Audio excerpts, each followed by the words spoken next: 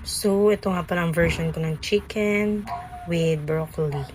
So, breast part ng chicken yung ginawa ko dyan. Marinate ko na muna siya toyo and calamansi. Tapos, yung broccoli is blinanch ko lang siya dyan para medyo luto na siya pag inad sa chicken. Ayan, bawang sibuyas lang yan. Tapos, after ko mamarinate, ginisa ko muna yung chicken breast para medyo lumasa umano ang toyo at ang paminta.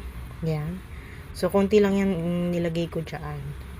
Bali, after nyan, pagpakapulo, inano ko na siya sa bawang sibuyas. Ginisa ko na. Then, lagyan natin ng konting sabaw. And, syempre, lagyan natin ng cornstarch para may konting lapot yan. Then, i-add natin ang broccoli. So, ito nga pala yung natira. Bali, 256 yan. Manok na yan. Natabas ko na yung chicken breast dyan. Kasi nga, halo-halong part yan.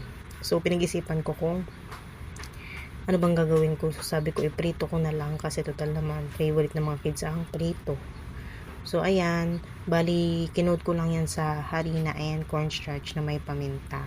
Kasi yung manok is minarinate ko siya sa asin and calamansi. Yun lang. Thank you for watching.